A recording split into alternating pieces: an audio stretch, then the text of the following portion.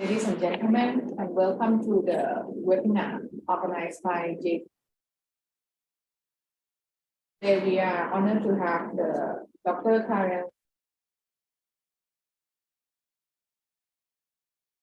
He's a visiting professor of JDSCE,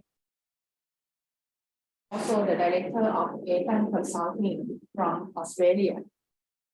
And he will be with us for a week from today until Friday, and in a series of webinars. And the first webinar that we will be giving is on the electricity market transformation.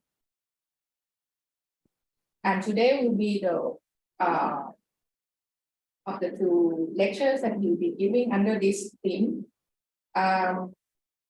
We will be talking is the challenges facing the Australian national electricity market. So he will share the experience about the energy market transformation in Australia. What can be the possible solutions that Thailand can learn from. Okay. And you may find this bio in I hope that you already have. On Thursday, it will be his second lecture under this theme. And also another one is lecture related to environmental finance and market for national capital, which will be tomorrow until Thursday. The schedule of the webinar, so you are all invited to register and participate and discuss with him. And also before we start I would like to give you some information about the housekeeping. So make sure that you mute your microphone during the webinar. There will be the Q&A session at the end of this presentation. You can type in the chat box if you are not at the end of the webinar. You can raise your hand, so you'll be invited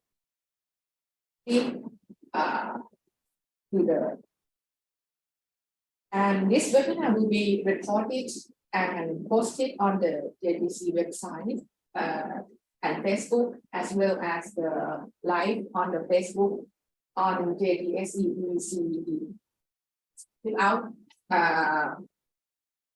like to invite Dr. Carl Knowles to start his talk for today. Dr. Carl, please. Very much, and good afternoon to everyone, and salary back to our online audience.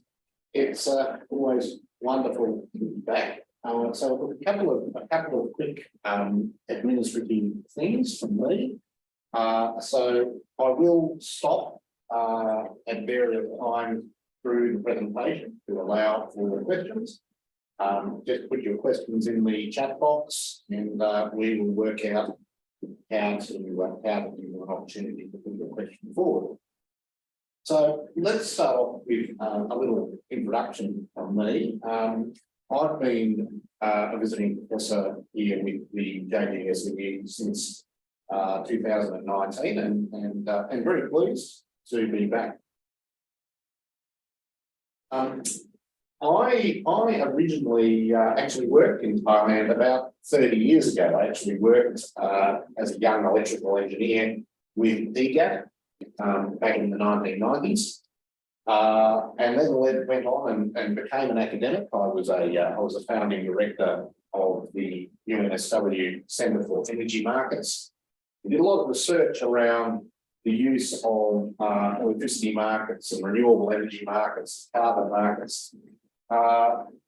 And had the unfortunate career distinction of being one of the first people in Australia to lose a fair bit of my own money trying to set up a carbon actually have had the experience of losing money doing these things. I was there as an academic, and I gave a speech, much like this one, some years ago, and someone came out of the audience and said, I'm with Macquarie Bank, we're going to set up a team to do carbon investments. Would you like to join an investment bank? I thought that sounds like fun. Let's do that.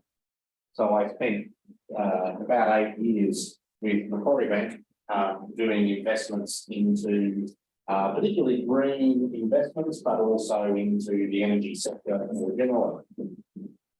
And that included a period as the CEO of a brokerage business. We were brokering wholesale electricity products. So I actually have been both an academic in this area and an investment banker and asset manager. I left banking about 10 years ago now. That makes me a recovered banker. And I've been along with some colleagues. We've been running a consulting business for some years, and we consult around.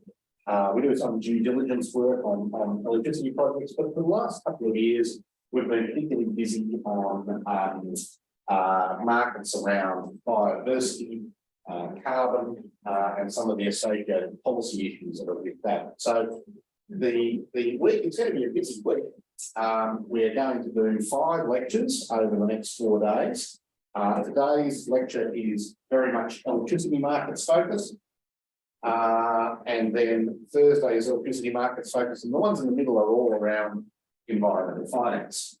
So with that said, by way of introduction, let's pull up our first slide.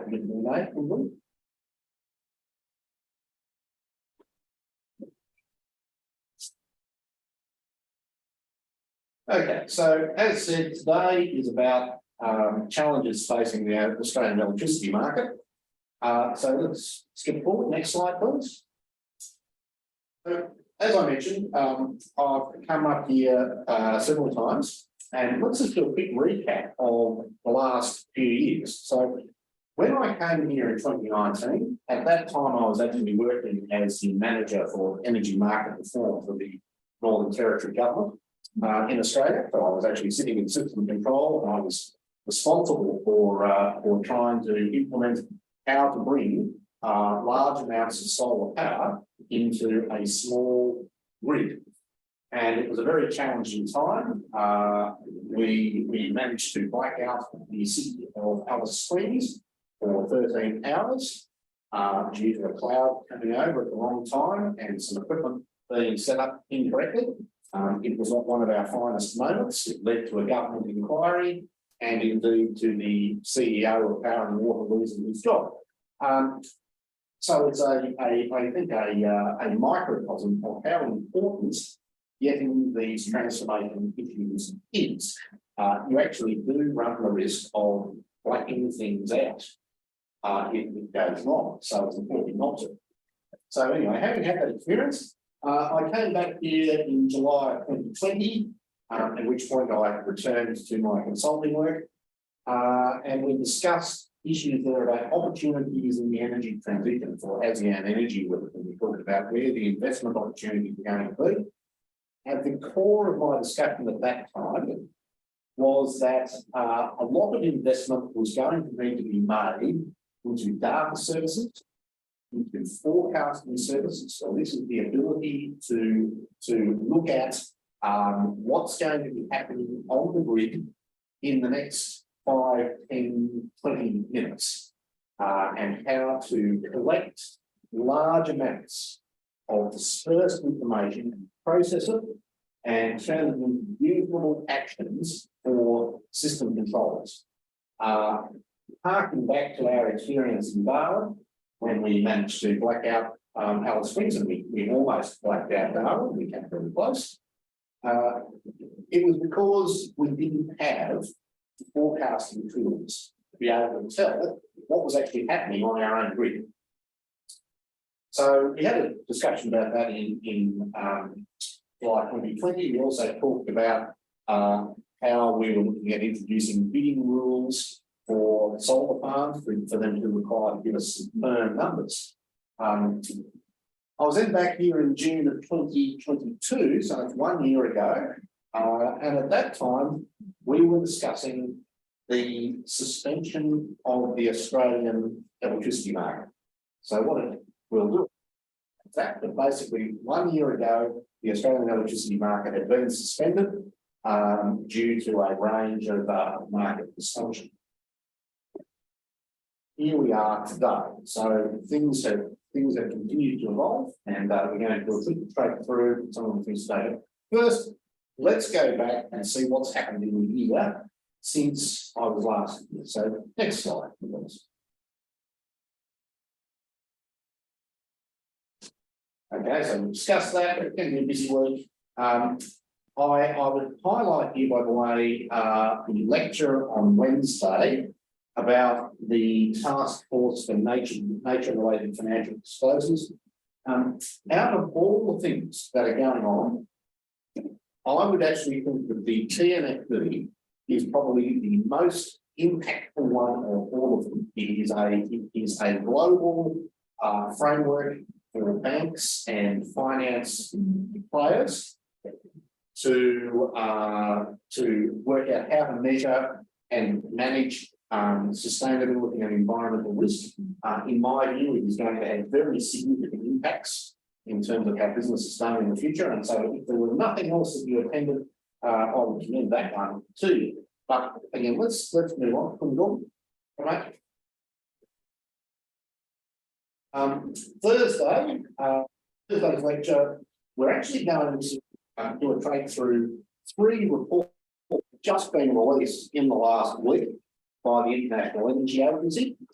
And I've put up some links there. So Thursday's lecture is going to have a much more global focus than the basis. Okay, moving on, if I may. Next slide. Now, I've said here a word about what I see as a big issue, and we're going to look at, as I said, we're going to look at some history in a moment. But the fundamental issue at play is about the role of government in deciding what energy infrastructure gets built and gets managed. Now, in the case of Australia, we implemented market reform because there had been a long period of poor investment decision making by publicly owned electricity companies. With the result that we had a substantial oversupply, and a great deal more generation built than was actually required. When the market was implemented, electricity prices very quickly dropped. They plummeted. That was now 20 years ago. That overhang has been used up, and we're now in a completely different environment where electricity prices are rapidly rising, and there are very real questions being raised about what the nature of the grid is going to be in the future. And so we've sort of had this pendulum swing from a market-based laissez-faire approach through to again heavy government or significant government activity occurring, and I'm going to explore that in this thing for a minute. Okay, next slide. Okay, so I'm going to take the last 100-odd years and I'm going to compress it into about 90 seconds. So here it is. The first thing, if I one more slide forward, the first is constitutional issue, constitutional law. One more forward, please. Yes, so on this slide, some of you may recognise that this is Australia. And in particular, I point out the map at the top here, which is showing that Australia comprises a number of different states. Now, in a legal sense, Australia's states are independent, sovereign powers. They're like separate countries. And they have power over, or they have lead power over electricity infrastructure. So historically, each state built its own electricity grid and its own power stations And its primary concern was about providing power for people living in that state. And the problem of that is that if you look at the grid diagram that I've got on the left, showing where the electricity grid runs, the electricity grid tends to be, historically anyway, has tended to be quite strong within the state, but to have very weak linkages between the states. And that was because historically the states viewed themselves as separate entities. Now that to some extent ended with the introduction of the national electricity market about 20 years ago. And that was done by creating an arrangement between where a single company, for the Australian, now called the Australian Energy Market Operator.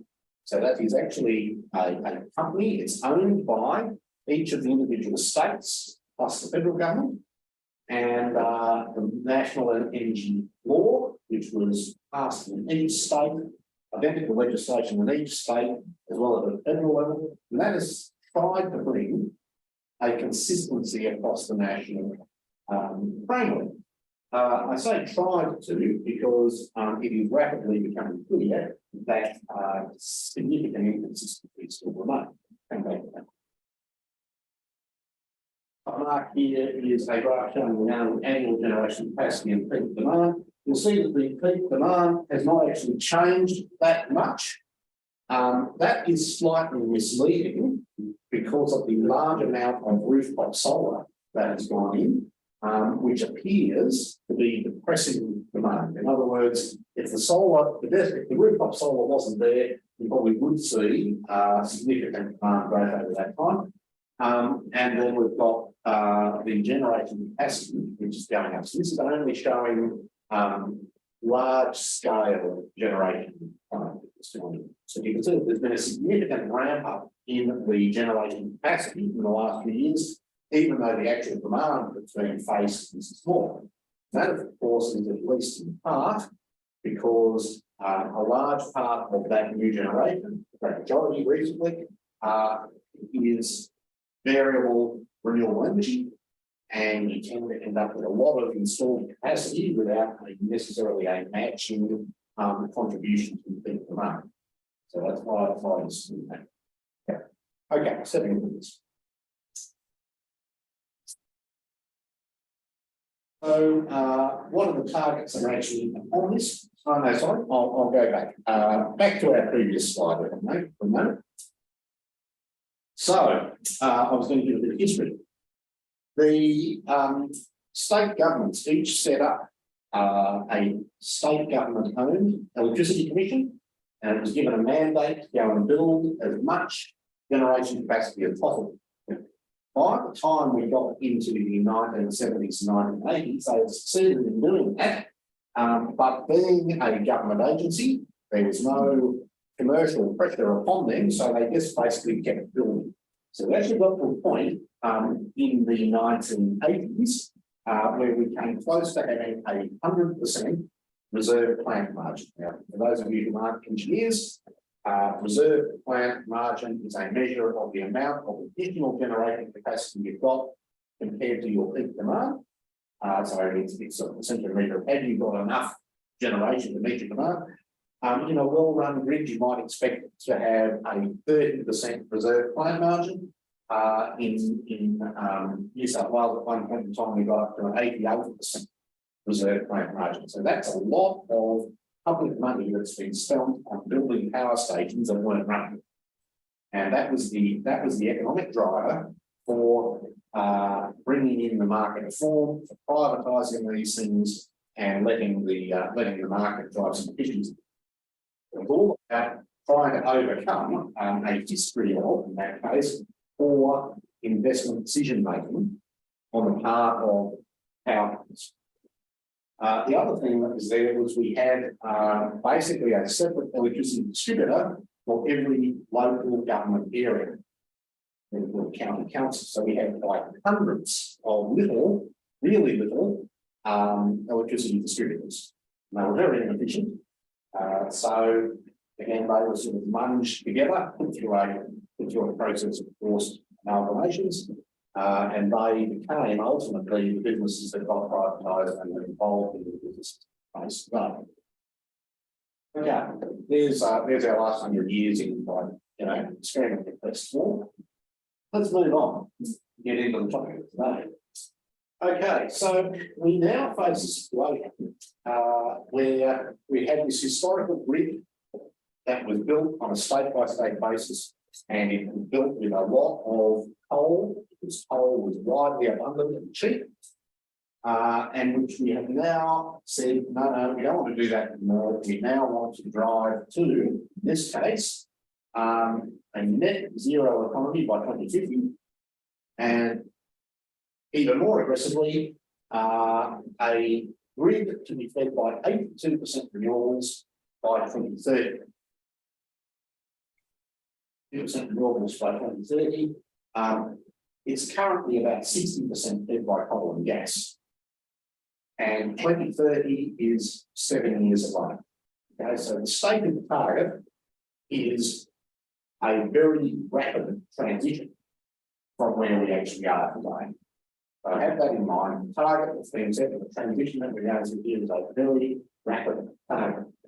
We come to that further actually in some of the other lectures. I've got some graphs that we show about this on the Thursday lecture, particularly in this international context. But this paper at the moment is quite complex. Okay, I'm sorry. Yes. 3% to hydro. Yes, it does.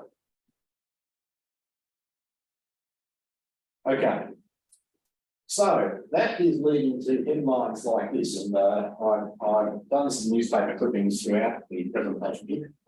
One thing I didn't mention, by the way, the slide deck for this presentation, I believe we're going to put out in the chat. Okay, if we haven't already, we thought we will. So the slide deck for this is going to be available. Oh yes, we're starting to see lots of headlines like this. This particular one is from yesterday. Let it extend that I'm not current. And it's discussing there that we've recently closed one of Australia's largest power stations. And we've got another one that we're planning to close in 2025, Harare. And there's now some increasing scepticism as to whether we're actually on track to meet our targets. Okay.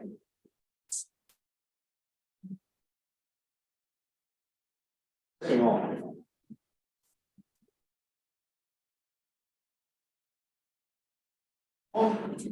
Okay, so I'm going to do a couple of slides here about where we were a year ago. And you'll see that we had got, again, 1 year ago, a series of fairly disturbing headlines about energy droughts, power crisis, market shutdown. So you might say in one sense, it's a state of permanent crisis that we seem to be living in. Next step. This again was a year ago when I came, and we saw there that electricity prices in the wholesale market were rising very rapidly. And indeed, that was the proximate cause for the electricity market suspension that we talked about last year. For those that are interested in that, there's a paper that we did at the time about what the detailed things going to that market suspension were. For those that are interested, I'm not sure if you contact the JGSE, we're happy to send that to you. Next slide. Okay. So we commented here that leading to these substantial rises in electricity wholesale prices led to the suspension of the market. This is a year ago, and the market operator needing to do directed action to actually instruct about 20% of the available generation to be dispatched. Next slide, please. Going through very quickly here. Here's stuff. The interesting thing to take from a year ago is the point that we made here that there was going to be hundreds of millions of dollars in compensation payments that needed to be made for directing generators online in the absence of the market. Now that indeed proved to be true. And indeed one of the many regulatory changes that has gone through in the last year has been around changing the way that the calculations are made for those non-market payments to generate, which proved to be quite expensive exercise. Okay, let's get on to going on. Okay, so we're on this again. Finally, where were we before? So sorry, one more slide. That's the one we want. Okay, so again, this was still back in June 22, but where were we? We had a number of major electricity companies, so Energy Australia, announcing enormous losses from their due to their market structuring at the time. We had very high forward market prices. We had companies, electricity retailing businesses that were going into administration. And we had the state and federal crisis meetings along with default electricity tariffs. So that's the end use price to an actual consumer that had gone up 20%. So that was a year ago. And price rise certainly sounds like the sort of thing that would get people excited, and indeed it did. Unfortunately, it proved to be the first of many. Okay, let's get into the current. So next slide. So where are we now? At least two of the electricity companies have had a much more successful year than they had last year, like AGL and Origin Energy, which are, along with Energy Australia, are the big three power companies. So I mentioned in that previous slide that Energy Australia had lost a lot of money that year, so did Origin Energy that year. This year, however, they are reporting strong profits. That is off the back of significant increases in the retail tariffs. Now, I said there that they've gone up a further 10 to 20%, but that's on average across cohorts. For some classes of customers, it's actually gone up 40%. So again, we've got a lot of people who are seeing very significant rises in their electricity bills. We have recently had the shutdown of the Liddell power station. It's one of the largest coal-fired power stations in Australia. That shut down a couple months ago now. Another one is scheduled to shut down in 2025. And we're facing a whole set of issues about actually getting new generation constructed and getting, in particular, the large amounts of transmission that is required. So, of course, the issue here is that you recall back in the old days when we had a state-based system and you had power stations that were built on top of coal mines, sending power to their local city. We've now got solar farms sitting out, where there's sun, which is often many, many miles away from where the city is, and then a whole new transmission infrastructure that's needing to be built. So we're seeing now real issues around building lots of transmission very quickly. We're also seeing, and this is a particularly interesting point, I think, very large amounts of money being directed by government as cash handouts to households. Now, when I was doing this, I thought, oh yes, okay, so that's the Australian government, handing out money. One of the things that I discovered when I was doing the research for the Thursday lecture is that the Australian government is not alone on this. On a global basis, last year had been the record year ever on a global basis for governments handing out energy subsidies. And we'll discuss that on Thursday, but they're talking very large transfers of money directly through the government system on top of the political problem of increasing electricity prices. So we'll come discussing that a bit later as well. But it struck me as a very intriguing situation that we've reached from our electricity market reform, that we've now got essentially a whole new parallel system that's been created of taking taxpayer money and sucking it out as subsidies. Okay, moving on. Those that have a technical bent, I'm just going to quickly point out here that the Australian Energy Market Operator has actually just released a new online course. I know we have a number of people from DGAF online, and you may be interested in this course. This course in particular looks at questions around how to do the online forecasting. So remember at the start of this lecture, I mentioned that in my time working in the Northern Territory power sector, we had these real problems with how to control the grid when you couldn't forecast adequately what was happening. That problem has been writ large across the Australian electricity market as a whole, and this is one of EMO's sponsors. I do rather like the graphic that they provide here, indicating that back at the start of the NEM, back in 1998, we were dealing with a system that had relatively low levels of uncertainty in it, and that as the amount of variable renewable energy, VRF, has been increasing, the overall uncertainty in the system has been increasing, and it's becoming ever harder to control. And they've rather neatly and obliquely referenced that in their diagram, calling it an undesired future state with a level of uncertainty exceeds the ability to control it. And indeed, well, it might. Anyway, I reference it there as an interesting course that they've just released in the last couple of days, and it's what we're looking at. Okay, moving on. Okay, so just an update here of where we were. So when we were here 1 year ago, we were basically at that point there. You've just seen that dramatic run up in wholesale electricity prices. That dramatic spike has passed. However, you can see that wholesale prices have not returned to where they were. They have stabilised at a generally higher level.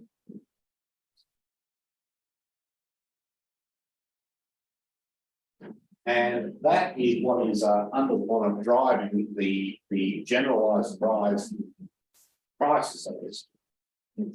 Oh, thank you. So, can that be seen? Perhaps people online can tell me, can you actually even see that? Oh, okay. So it looks like I was spared using the ticker then. And I'll just tell you that electricity prices have come down from their spikes, but they are still substantially higher than where they were. Okay, next slide. Right, so some more clips just to show where we're at today. So these are all newspaper clips that I've taken in like the last week. And you can see they're not terribly encouraging ones. Where are we? There's a graph here. Build prices to rise more than 50% for some consumers. Okay, now that is the sort of headline that no one wants to see. Increases last year of more than 30% in some cases. Interventions in the market. $3 billion energy bill rebates. $3 billion energy rebates. Large amounts of money are getting shuffled around to try and somehow alleviate the fact that the market is indeed genuinely reporting that the cost of generation is getting up. Energy transition is far too slow in my report. So this is coming to that fact that the target of trying to meet this 82% renewables in 7 years' time, we're just not on track to achieve that. That's just the reality. We'll get into the facts of that at the moment. Okay, actually, this might be a good point for me to stop for a moment and ask if I've got any questions in the chat box. That is, any burning questions while we have a glass of water. Any questions from the audience?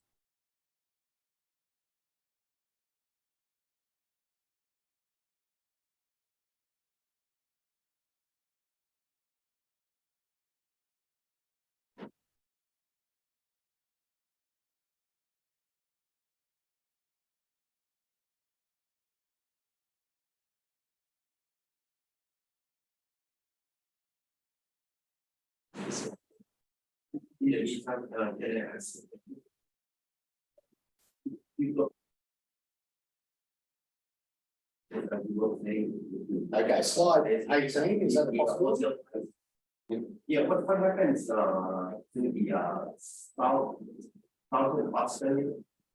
You know, when. Okay, yes, so I think the question is, why are prices so different between the states? Right. Yes. Oh, well, the other states looks kind of similar with the same pattern, but with maybe some of the states are going up higher, but they still keep the same, well, not the same, but similar formation.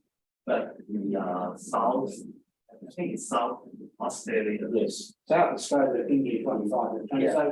So there's a couple of things at play there. The first one, and the most important thing, to my mind, is coming back to that original history of the states building their own power sector with relatively weak interconnections. It so happens that the interconnection between South Australia and Victoria frequently is constrained, and it's actually probably one of the weakest linked regions in the net. So that's part of what's happening there, is that even when you may have cheap power in other states, you actually can't wheel it in sufficient quantities across. So that's problem one. Problem two is that South Australia basically any coal-fired generation. It's got one gas plant. So obviously the marginal cost of running gas is higher than coal, so its underlying cost structure has changed. Third is that South Australia has got one of the higher levels of renewables penetration, and that's also causing strain. But there's a few things in play. Okay, so yes, any other questions? Do we have, okay, so the question is, do we have peer-to-peer trading or net metering for the retail market?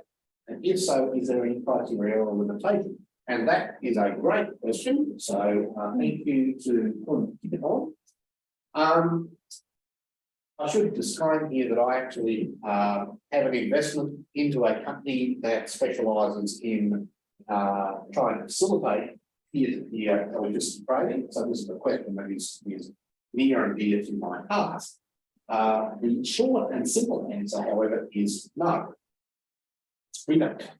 There's a bit of subtlety to that, but the issue at play on peer-to-peer electricity trading. So the idea here is, let's say that you are a factory. You've got a lot of solar panels on your roof. You're only running a factory, let's say Monday to Friday. You've got surplus power on Saturday and Sunday. Can you sell that to your neighbours in some direct way that sort of bypasses all the other market infrastructure? And there's no real mechanism for doing that under the market rules as they stand. Now, that said, a number of companies, including one that I have some involvement with, have developed some out-of-market workarounds to try and allow that kind of peer-to-peer activity to occur. But it's really not a core part of the market. So, okay. For summer, I don't see Western Australia in the wholesale prices chart. What is the situation there? Let me very quickly swap back. Can I go back to a map of Australia, please?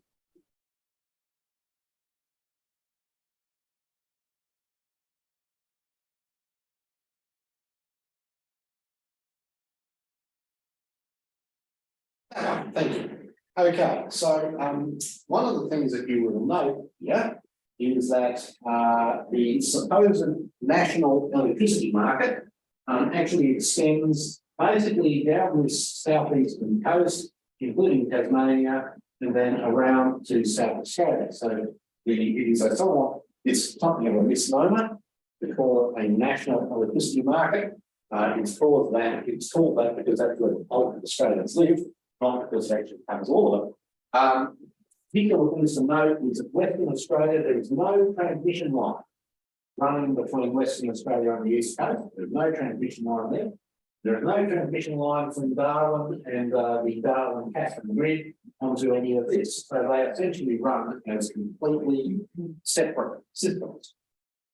So Western Australia has its own market arrangements called the WEM, Western Australian Electricity Market. I am not a specialist on what's going on in the WEM, so I won't make up answers there and say I know what's going on there, but I don't. But yes, that's the situation. Okay. I think we'll take it there that that's good on questions. Okay, back where we were, mate. Yes, keep going. And yes, about there. So we're seeing all these current headline electricity prices going up. Next step. And we had here a speech made a few days ago by the CEO of the market operator, EMO, and he highlights the following facts. No new renewable energy projects reached final investment decision in the March quarter.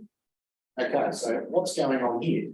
What's happening here is that the existing transmission network is largely now fully built out in terms of putting new solar and new wind farms, particularly new solar, onto the grid. The grid just doesn't have the capacity for it. So this relates to the next point down, saying volume of solar and wind curtailment due to lack of transmission capacity has grown by 40% in the last 4 months.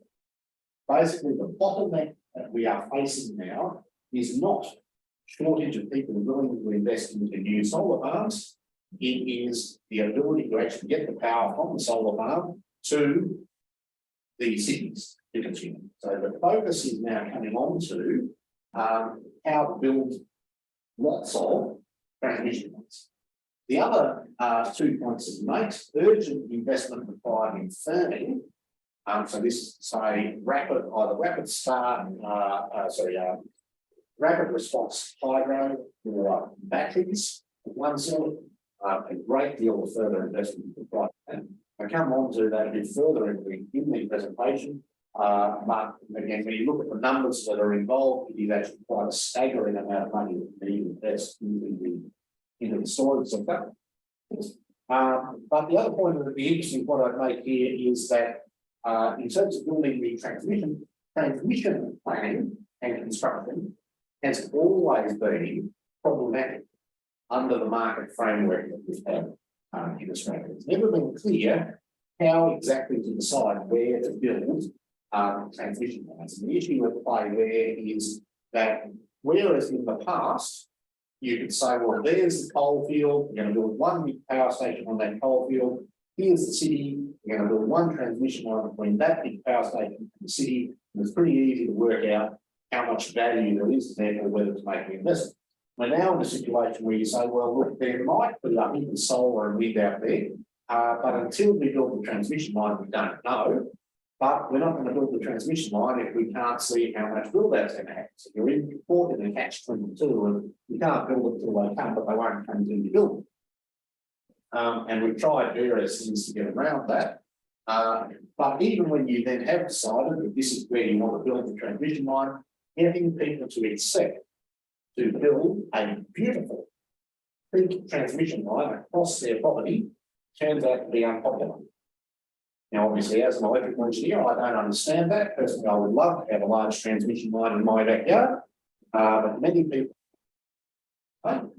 And so we've seen that the amount of money that's having to be offered to get landowners to accept to have a power line built across their property is increasing rapidly. If they were offering $200,000 per kilometre over 20 years, then they were offering $300,000. Now they're offering $400,000.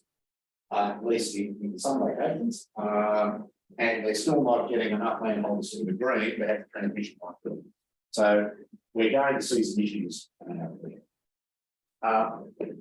We also come back to this original point I made about that we have a state-based system that was then subsumed into a national system. we're seeing something of an unraveling.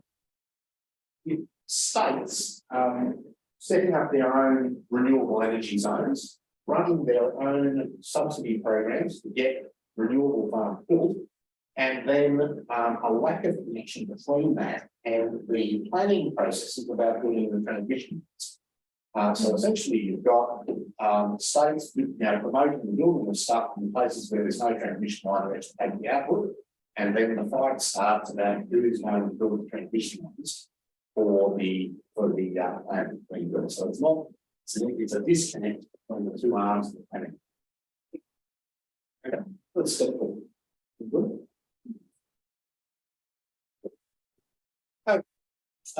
We're going to discuss this one far more on Thursday, but just mentioning before those large amounts of money that are being allocated out to in subsidies and things, I thought it would be worth pointing out this graph here. This is from the IEA report that we're going to discuss. The interesting thing there is notice the large amount of fossil fuel subsidies that have been handed out in 2021 and 22. Notice that there's been a large increase both on electricity, oil, gas, and coal. They've all gone up globally. And that, at least in part, is because we saw a step up in prices for oil and gas.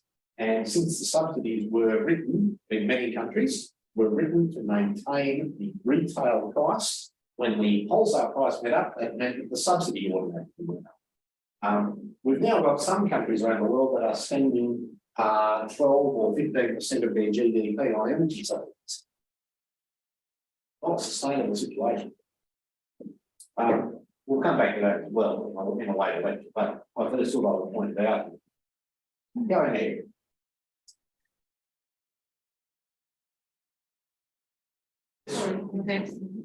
Okay, so Australia is no exception to hashing it out, and here are a couple of things. This is from the budget papers that came out a couple of months ago.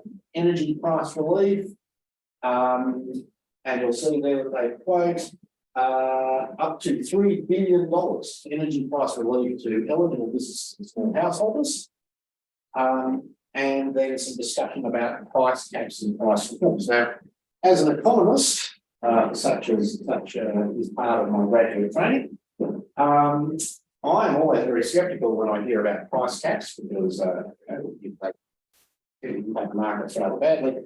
This particular one impacted particularly badly. So the federal government imposed a coal price cap. Cap on coal producers at $125 a tonne, and to then reimburse coal-fired power generators for coal that they bought that exceeded that cap. They perhaps haven't thought this one through. If I may go to the next slide, because it turned out that cost them $1 billion in and of itself. Compensation to coal-fired power stations for the price of coal. Now this again also obviously generated a considerable number of unfriendly headlines because no government wanted to be seen as handing out a large subsidy to the coal sector, but that was what they had contracted to do, so they do it. Yes, it is a signal example of the difficulties that occur when you make knee-jerk policy decisions to try and supposedly drive down business prices.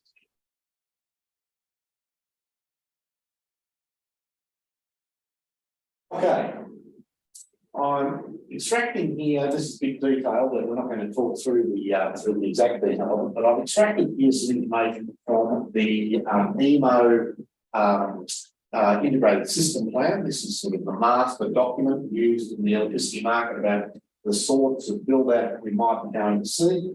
I think the key thing here is to notice the historical chart at the top.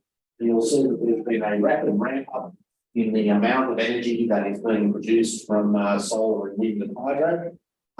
The top of that chart is essentially the bottom of the charts here. So these charts then take off from that point. And as you can see, the extent of growth is extraordinary if you are to meet the stated policy objectives. And again, I just sort of highlight those graphs in terms of the speed of ramp up that is important.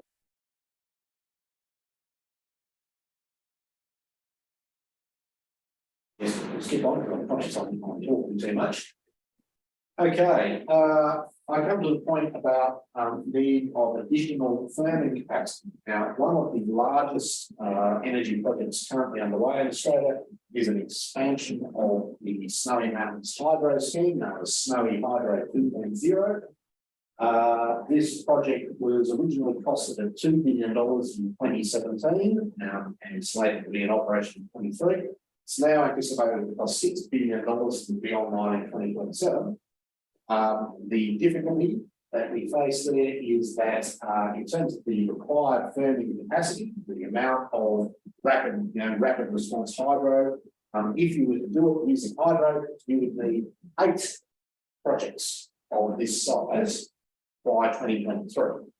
And we're obviously struggling to build one between 2017 and 2027. So clearly we're not going to build 8 of them in that time. Even if we had an inexhaustible supply of mountains to build them. But it's a useful sort of metric to have in mind here that the scale of the transformation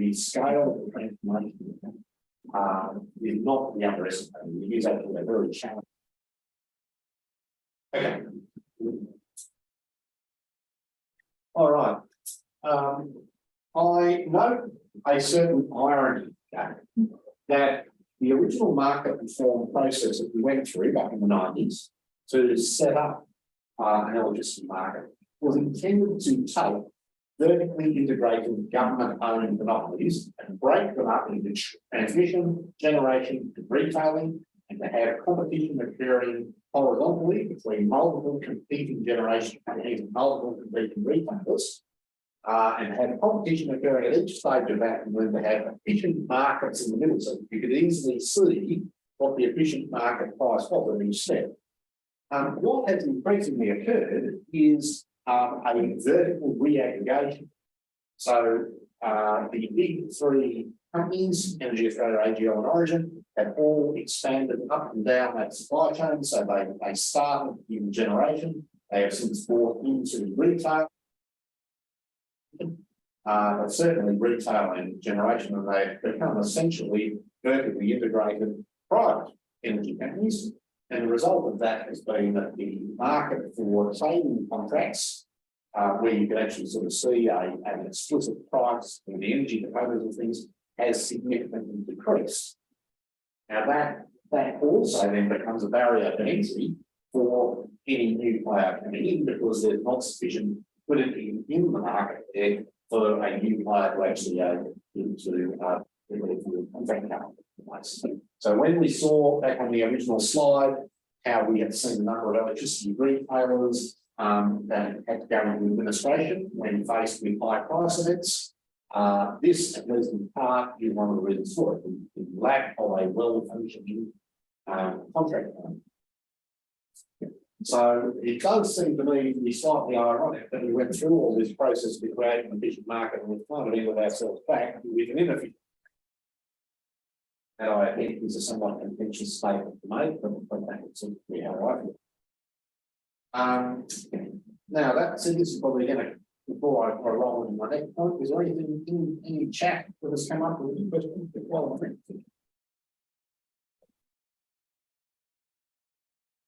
Okay, so I am clearly presenting extremely clearly, which is great, and when no one was asking any questions, which is also great. So we'll move on. Next slide, please.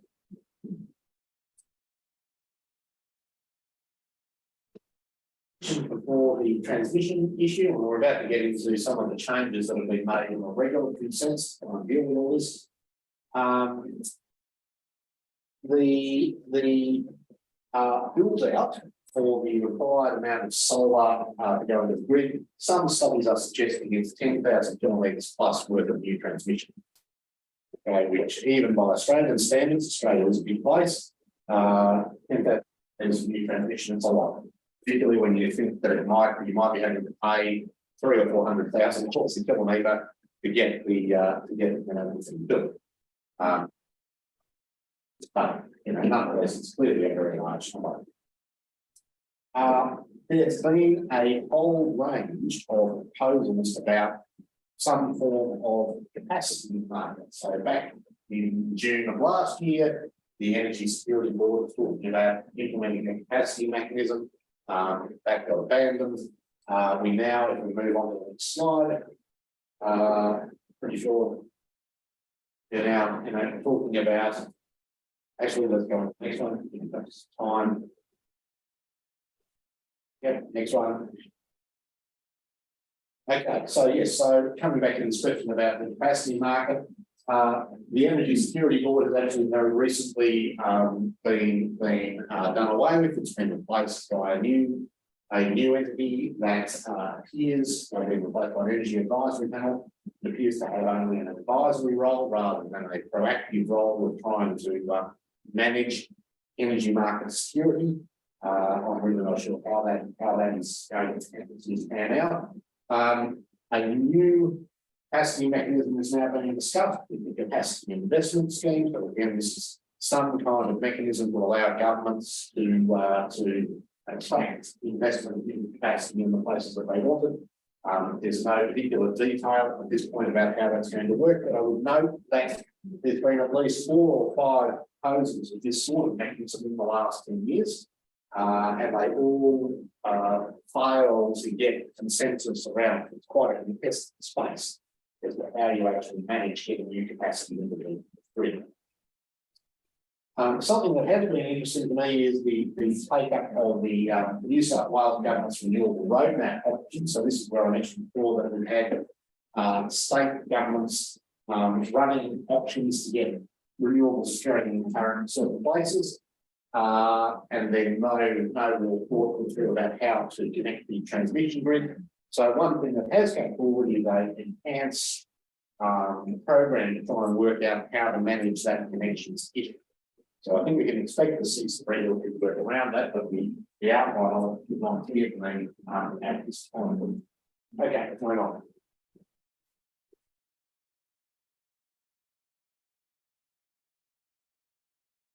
Okay, so getting into the weeds, a bit into the detail. This came out of the Energy Minister's communique. So this is where each state has an energy minister, the federal government has an energy minister. They all get together and try and agree something. As you might imagine, getting the state governments to agree with each other is always a challenge. Getting the state governments to agree with the federal government is frankly often impossible. Nonetheless, they have managed to work some way forward here. So the February meeting of this, they agreed that there was a real issue around getting transmission active and needed to be reformed. The nature of that reform isn't clear, but issues around trying to determine where generation and storage should actually be going into the grid. So that's contentious as well, and also not yet clear. Some suggestion around trying to bring some kind of model around how to manage congestion in the grid. And again, they decided not to go down the model of actually having a market pricing around that. That's the other interesting thing. From an economist's perspective, I would actually like to see something where congestion was being explicitly priced, but again, we decided not to go that way. So I think what the alternative to that is going to be. February, we get to May.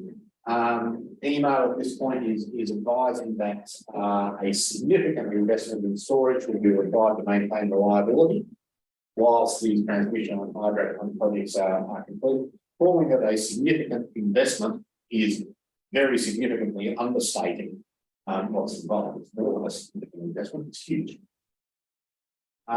Some discussion there about the of this capacity investment scheme and looking at how that might be rolled out. So again, there's been an initial attempt to do that by way of a tender. But notice again here, the thing that intrigues me is the focus that is coming back onto state by state actions rather than coherent planning across the entire grid. We are having something of a reversion, I feel, to a state-based energy policy program. A suggestion about incorporating a greenhouse emissions objective into the national electricity objective and the retail objective. Now, this is another interesting point. On to our next slide, please. Let's skip that one. Let's get on to one about the NEM. Okay, changing the NEO, the National Electricity Objective. Now, for those of us that are control system engineers by original profession, as I was, you know, you tend to target whatever your objective is. So setting your objective is more than half the battle. So the question here is, well, what exactly is the objective in the national electricity market? And as currently phrased in the law, it is to promote efficient investment in and efficient operation of electricity services for long-term interest of consumers with respect to price, quality, safety, reliability, security of supply, and the reliability, safety, and security of the national electricity system. So that's actually the legislative objective that everyone is supposed to work to when looking at how to do market performance. So the suggestion is to introduce a third dot point in there that says something about reducing greenhouse emissions. Now, again, as a control system engineer or control engineers know that there's a limit to how many things you can control all at the same time. And in this particular case, this is probably becoming rather manifest. It's actually rather difficult to see how you balance between the various things that are in the PO. And that's, I think, probably part of the arguments that is unfolding. So it'll be interesting to see exactly what change is proposed, you know, in terms of wording into that objective. Okay, excuse me. Okay, and yet more regulatory changes. So we're doing a lot of regulatory work and changes and changing the regulatory arrangements in the Australian NEM.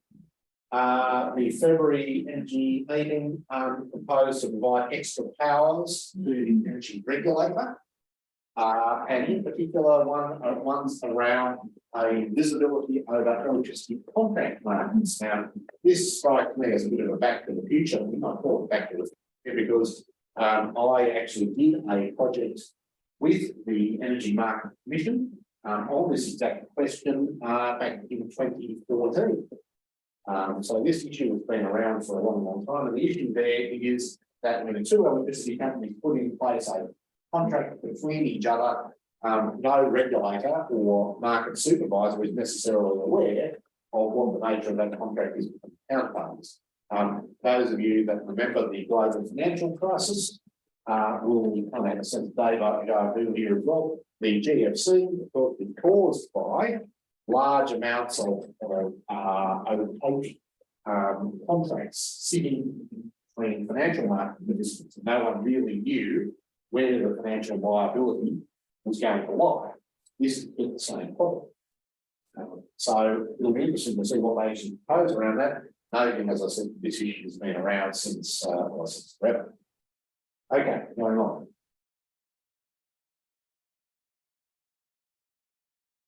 I think here, have I reached the end of that deck? I think this will actually be my last slide.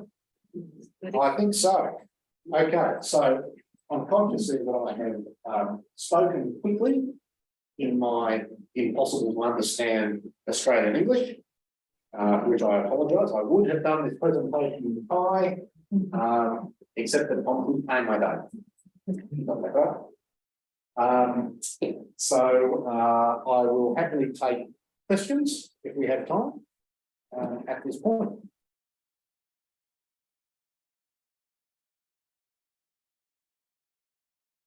So,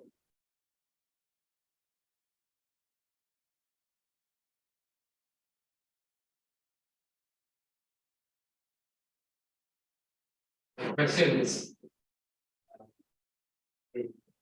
renewable generators are hitting in the market.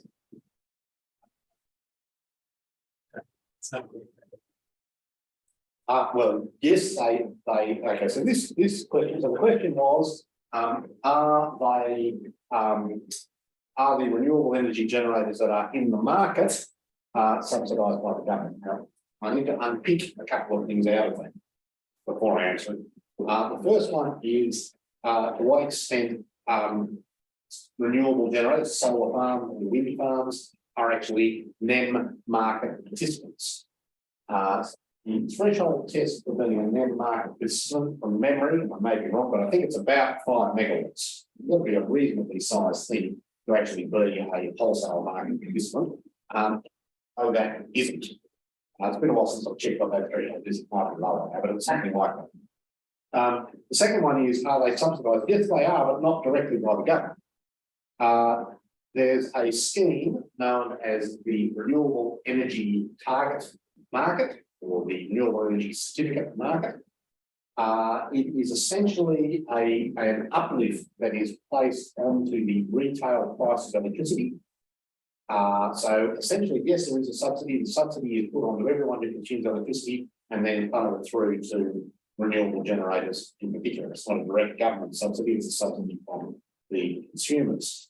One of the issues in this market is that the size of the REC market, which was originally intended to be quite a small uplift on electricity bills, has proven to now be quite a significant uplift on the energy bills. If you saw those graphs I gave before with the big, upswing curves, those subsidies are now actually becoming quite significant numbers on electricity consumers' bills. And that is also part of the pushback that's now occurring around this. So yes, they are subsidised, but not forever. Okay. What have we got? What is the, sorry, do you want, which question do you want to look at here? Any room for the private sector to invest in transmission lines? Yes, indeed there is. And indeed, most transmission line operators in Australia are privately owned, but they're obviously heavily regulated.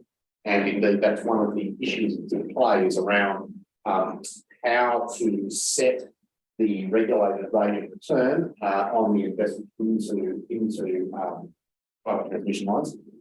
Back in my Macquarie days, I actually worked on a proposal that we referred to at the time as Project Green Grid, which was to build a transmission line from South Australia across into New South Wales and to pick up a series of undeveloped wind and solar sites on the way. It rapidly became clear that the arrangement about how to price that, coming back to this issue about you can't build the thing until you know what's there, and you can't know what's there until you build the thing. It remains to be, it's not an issue that can get resolved. So yes, there is plenty of scope for private sector investment into those transmission lines. The difficulties are around the application of the regulatory tests for the construction of those lines. What's the status of market integration of renewables given the scale? Okay.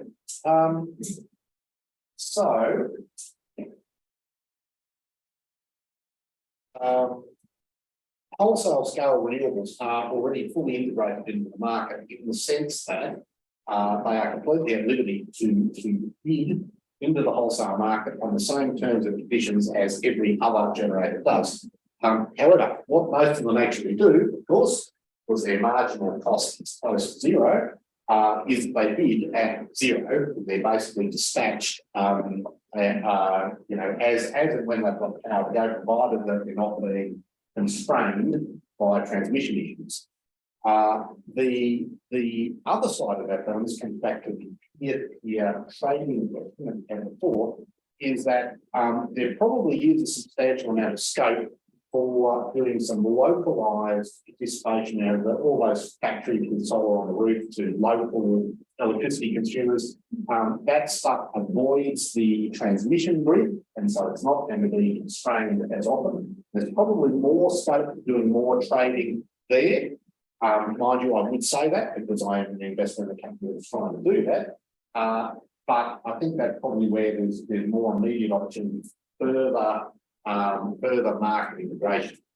At the wholesale level, they're basically fully integrated. They're a participant like everybody else is. Right, so, anything else there? Have I missed any? Looks like we have, we've hit that. How are we doing for time? I'm conscious that I always over talk on these.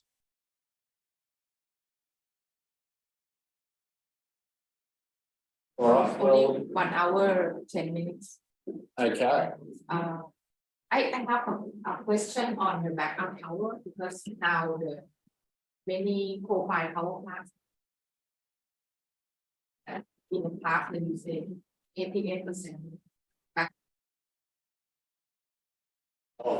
so the 88% reserve claim margin was quite some time ago. That was in the early 90s, from memory. But if your point is what's actually providing the backup, that is actually the big question that everyone is rather worried about. Not obvious what is going to be providing that backup. So I mentioned there that the CEO of EMO, not the CEO, the former CEO of Snowy Hydro made the point that you'd be talking building 8 new Snowy Hydro schemes in the next 7 years. We're going to keep that same level of firming that you had there before. It's not obvious at all what is going to actually be providing that firming capacity. That is very much a current topical debate in energy policy.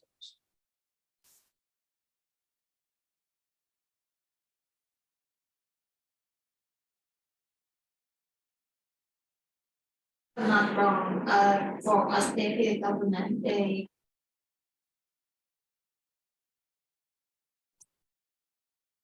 is that part of the problem when we're thinking about the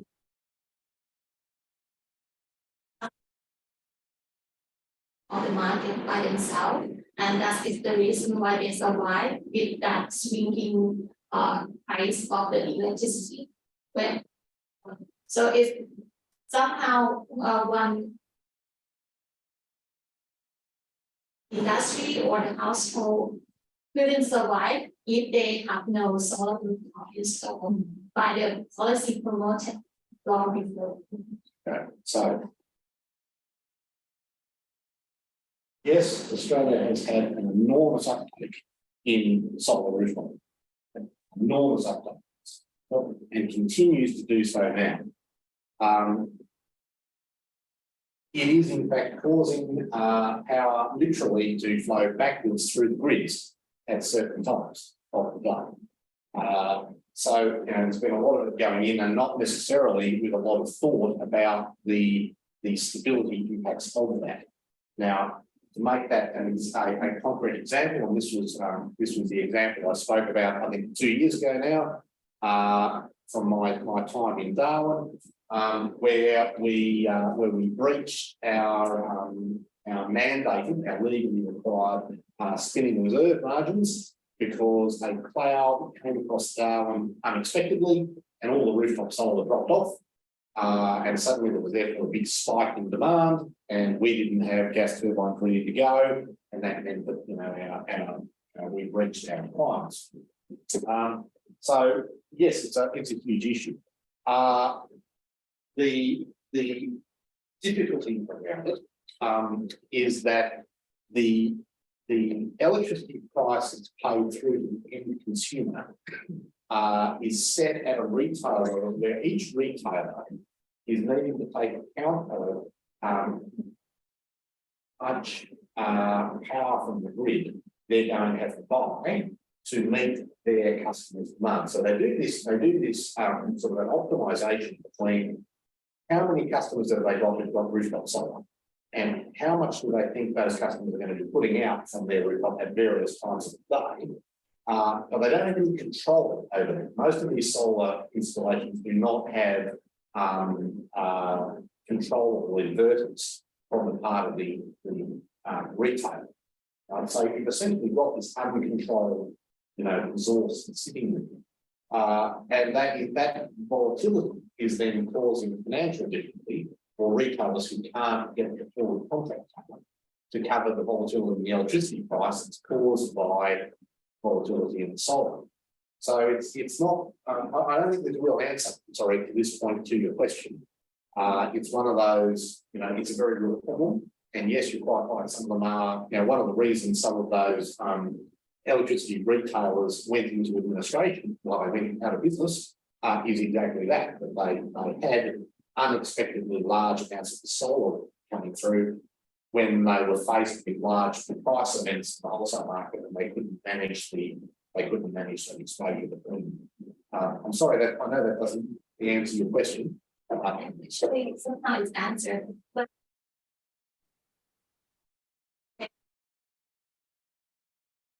net metering and peer-to-peer trading. I wonder about net metering, and I believe in solar rooftop for the household doesn't come with the battery. It will cancel the feed-in tariff automatically.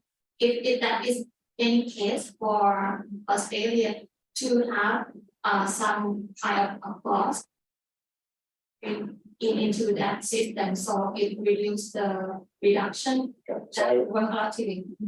yeah, so if I take off my economist hat and I put back on my control system engineer hat, I would be thrilled with there being lots of batteries in all those houses and that it being integrated into a control system so that we can actually control and manage the flows across that network. As a control system engineer, I love that. And we might actually get to something like that with the increasing number of electric cars that have actually got a vehicle to grid capability in their inverter. We may well get there. As an economist, however, I do not see the mandate for saying to people you have to put batteries in the house when you're doing solar. Payback periods are still sitting at 8 years plus. It's just not, from the individual householder perspective, it's not a strongly economic decision made. And I would hesitate to recommend a policy requirement to force people to do things that are non-economic. Now, with the increases in retail tariffs we're seeing, the economics of that may well change. That obviously higher electricity prices do improve the payback period on the batteries. At the moment, I don't think it quite gets there. So most of the people who are putting in batteries are people like the people in this room who are bits of enthusiasts around this space, or who like the idea of getting coming down the batteries. It's not something I think we can mandate at this point.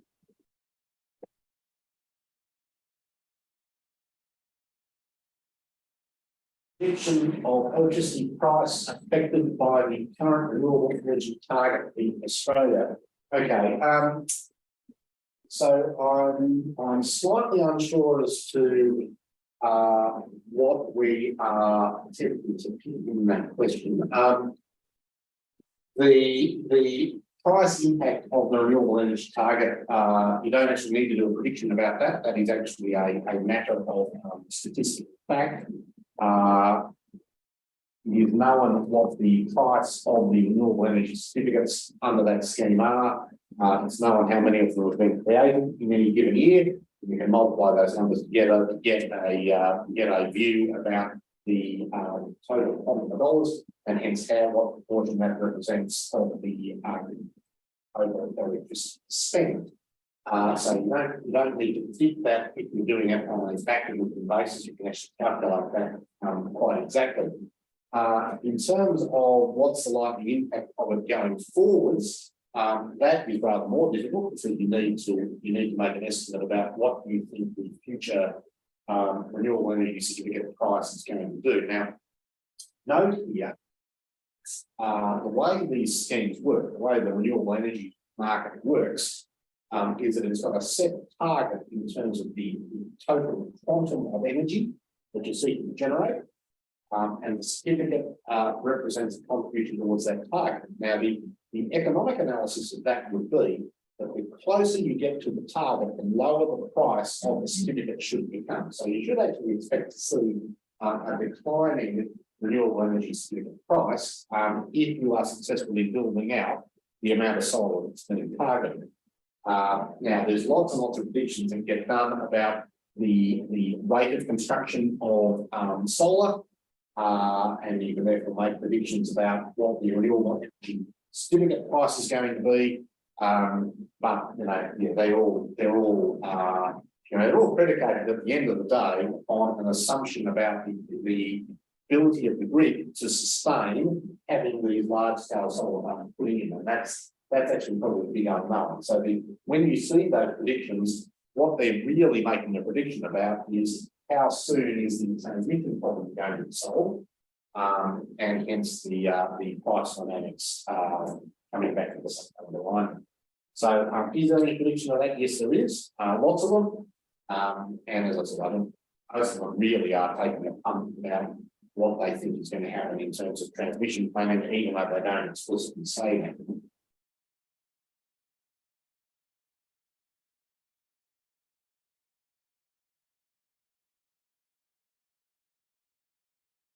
Before your market, wholesale market,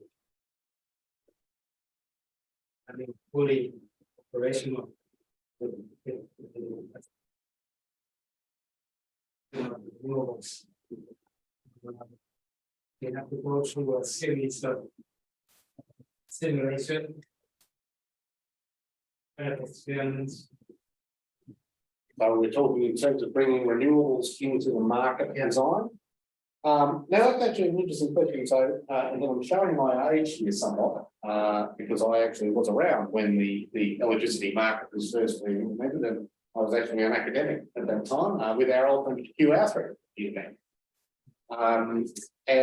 Yes, we actually did a series of simulation exercises around and how you might include renewables into the market side. However, I think everyone who was involved in the NEM market, original setup, both the original state-based markets and then the later national, I think everyone, including us in the academic area, were surprised at the speed of takeoff in renewables, particularly rooftop solar. I don't recall seeing any predictions that it was going to take off the way that it did. And so, we set up a market design that really wasn't set up for dealing with that kind of thing. And we've probably been dealing with the repercussions of that ever since. And that's why we're now talking, I think, about such significant changes to the market design, about having originally the market ran at 30-minute intervals, and it's been reduced to 5-minute intervals, real-time settlement. There's been a lot of very significant market changes made to try and accommodate this highly variable renewable system that was never really designed in this. So yeah, we did lots of simulations, but we got it wrong. It's probably the answer.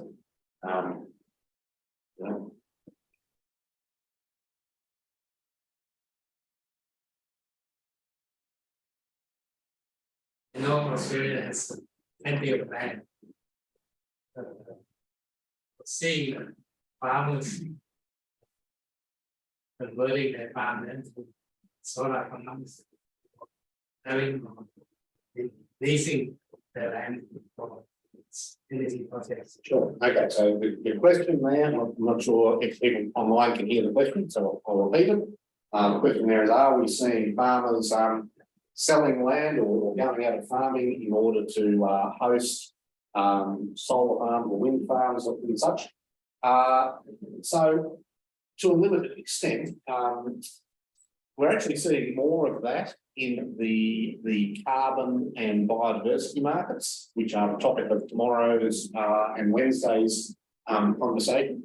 And indeed, it has to be said, it is a very contentious issue, the idea of shutting farms down and turning them back into bushland. Not popular at all. Not popular in those local communities at all. Quite popular with certain members of the environmentalism. In terms of the economics of farms to solar, you do see plenty of instances of farms leasing out small areas of land to host wind farms. So obviously you can have the wind farm and have the cattle running around at the bottom of the wind farm. You do see that, happens quite a lot. In terms of farms going out of business with solar across it, generally not. And that's because the places that tend to be flat and sunniest also tend to be dry, and they probably weren't very effective farms to start with. So some of the large solar farms that we've seen go in, for example, in northwest New South Wales, yes, they are going over what was farmland, but it was fairly marginal farmland even to start with.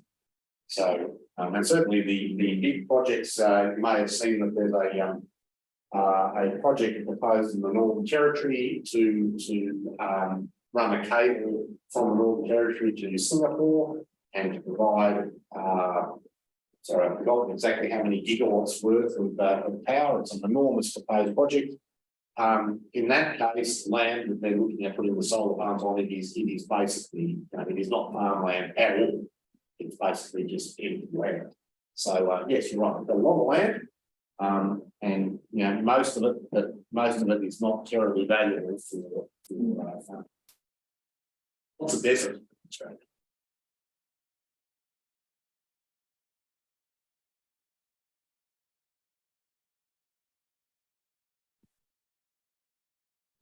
What exactly the criteria to in Australia, the criteria to because to prioritize it based on the energy security.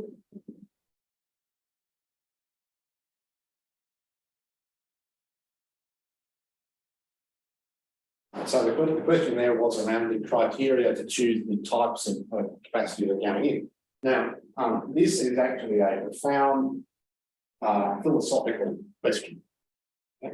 The whole idea behind the establishment of the electricity market in the first place was to abstract away from the economic decision about what's the most profitable form of generation, right? Given the electricity market price versus the overall management of system stability, which was set as a problem before the market operated. So the idea essentially was that in an efficient market, you would see generators coming in, and on the basis of the short-term pricing that they were seeing. So let's imagine that you were seeing electricity prices where you were getting lots of spikes of high price events during the day, that solar farms would say, well, that suits me very well. That's when I'm generating. And so you have economic incentive for the solar farms. If you saw a circumstance where you had very low prices during the day that spikes at night, that would give incentive to build a rapid start gas turbine or what it was. And then the issue of grid stability would be managed in what are known as the ancillary services markets. These are the markets run for things like raise and lower capability and managing the actual system stability on a microsecond by microsecond basis. We actually have a separate market for providing those grid stability services. Now, one of the interesting things that's happened is that companies that have got some form of rapid system stability capability, so they might have a large battery on the site, they have actually been making a good fraction of their overall revenue out of providing grid stability services. Okay, so to come back to your question, what's the criteria of that? The criteria by rights is supposed to be energy market price and ancillary service market prices, subject to an overarching grid stability test. Okay, but it's intended to be a market-based test. People should be giving a market incentive to build the required sorts of plants in the right sorts of places, according to the prices that they're seeing in the energy market and the ancillary services markets. Now, part of the situation I'm reading is the argument that hasn't really worked so well. And part of the reason for that is because we put a renewable energy market over the top of all that has got no system stability metric on it at all. But the renewable energy market runs purely on the amount of energy you have dispatched and not in any way about when you dispatched it. So it basically is, it has no measure of grid reliability or sustainability at all. And that's actually probably one of the reasons why we're in this we're now in, which is that you've subsidised a lot of renewables without adequately pricing the required grid support everywhere else. Yes, I think the question actually goes to the fundamental issue that we've experienced in the market, in the last 5 years. Absolutely, it's not. We clearly haven't got that right.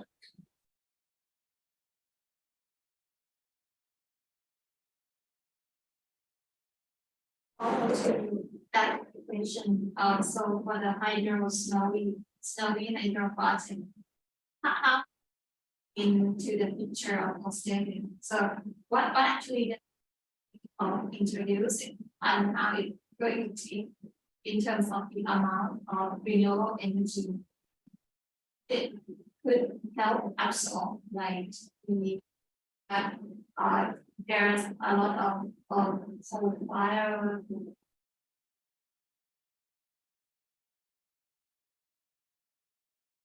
Expecting a hydro electricity come into the play instead.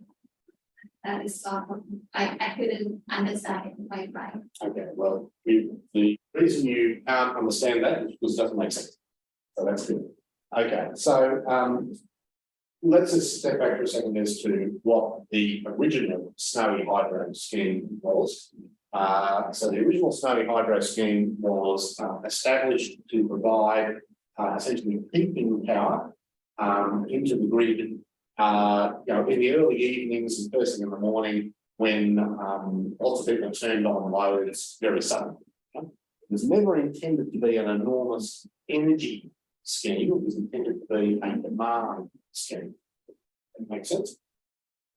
Now, it does obviously have a significant amount of energy in it. It is a larger scheme, but it is not used as baseload generation. It is very much used as in a peaking, firming kind of way. Snowy Hydro 2 introduces a lot more pumped hydro into the scheme. There's a little bit of pumped hydro in it, we'll understand that, but Snowy Hydro 2 is a lot more in. And the idea there essentially is during the day when we've got lots of surplus solar to run the pumps, pump the water up the mountain, and then in the middle of the night or whenever, run the water back down again.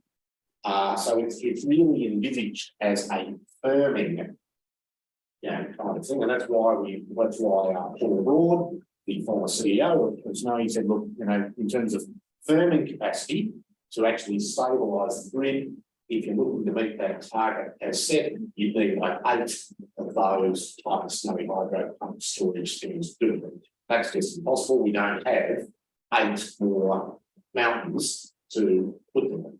Okay, so there's a limit to how people are going to make it.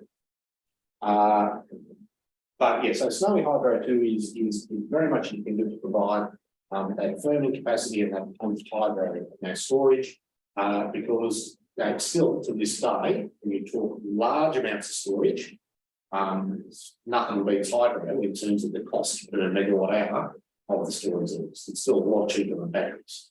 Although, given the cost overruns at Snowy Hydro 2, you'd have to wonder. Does that answer the question? Yes.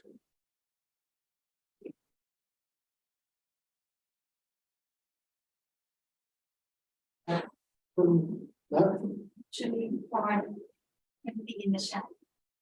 It could be like with that type of volatility in the business for the electricity firm that utilities company. Could they survive in of price?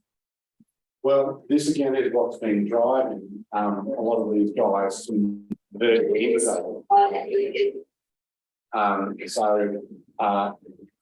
Small generation companies, or which are just running standalone generation, or small electricity retail companies have really been struggling, and many of them, in fact, have gone out of business due to their inability to manage that supply demand balance. So what we've seen is this growth in vertical integration, the creation of a electricity generator with a retailer, and it's got its own solar and its own gas plant and its own customers, and they kind of, survive. So when I said that where we've got to does seem to be evidence to me of market dysfunction, this is precisely why. If you have an efficient market, small companies that are only at one point in that chain to be able to buy the services they need from others.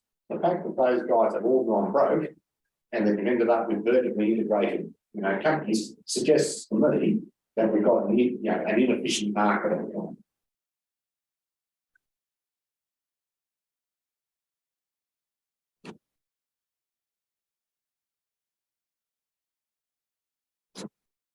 All right, so if there's nothing further in the chat, then I might declare all closed or done for today. Yes, I'd like to add also. Okay, and so I'll hand over to Kunsinrat, but I note there that we will be doing all this again more tomorrow, Wednesday and Thursday. And I look forward to Thank you very much, Dr. Powell. Thanks for the comprehensive information and your valuable experience from Australia. I hope that the audience today can pick up more or less for the situation in Thailand. And before we close, I would like to ask, help evaluate our webinar. So the QR code, direction link, you can or the direction link to give your opinions about our webinar. Okay, thanks again, the audience. So I look forward to meeting you again tomorrow. Thank you. Bye bye.